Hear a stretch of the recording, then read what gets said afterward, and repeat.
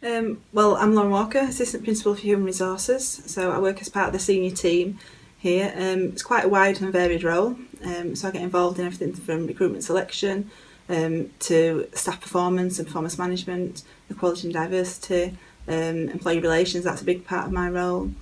But ultimately, my role to work with the senior team is to make sure that we attract and retain the best possible calibre of staff so that students get the best experience when they're here.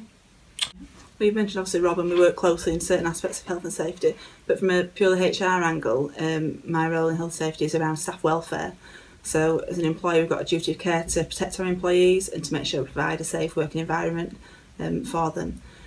On a practical level, that means making sure that staff are trained and inducted in the role so they can make sure that they're safe in making the right choice and making sure that they're safe from injury and things themselves. Being involved in sickness absence management, referrals to occupational health as appropriate, things like return to work, meetings, they're the types of things on a daily basis I would get involved in. In terms of sort of regulation, we're governed really from a HR angle through the Health and Safety at Work Act, also things like working time regulations. And that's sort of the angle that HR come from in terms of staff welfare. There are elements that are separated, but we do come into contact when you talk about risk assessments, for example. As an employer, we've got to put risk assessments in place for new and expectant mothers. So that's an area that Rob and I would work together on to make sure we've got appropriate policies in place and that risk assessments are carried out to make sure those people are safe whilst at work. Things like driving for work we work together on as well. So again, we've got to have a policy in place, make sure the staff are properly trained so that if they're driving in the course of their employment, they're making sure they're keeping themselves and anybody else who they come into contact with safe. So some of it's obviously quite confidential that I deal with in terms of staff welfare, so Rob and other people wouldn't get as involved in. It's quite personal in terms of what support people need. But then in terms of sort of policy decisions, then Rob and I would work together. Right. And things like DBS as well in terms of welfare of students, so making sure that new staff are appropriately vetted and checked, and visitors to college are vetted and checked where appropriate, so that we're making sure that it's a safe environment for students as well as staff. So working with staff, everybody's different, everybody has different expectations. So you get queries around that. We've not had anything huge or major, but you get questions around what's acceptable and can things be changed if people got certain medical conditions that need things adjusting. And I think we're quite good at making those adjustments for staff wherever we can.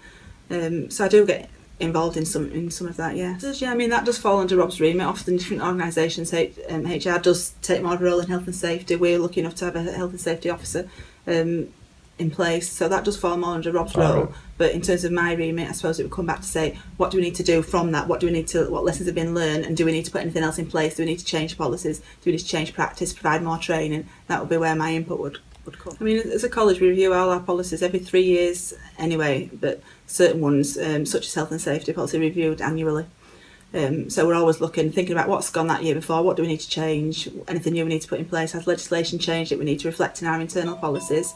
In terms of sort of staff welfare, my main side of health and safety, that's a daily occurrence in some shape or form in the role that I do. So you're constantly looking at the practices, what can you learn from it, what can you change, what will you do different next time. We're also subject to internal, external audits for certain policies and certain practices. So all those things just make us reflect on what we're doing and see if we need to change anything. I mean, the key challenge for me in HR, I feel, is often getting the balance between what is right in terms of the welfare of the member of staff and what is right in terms of the organisation. So a big part of my role in terms of, just take an example of staff sickness.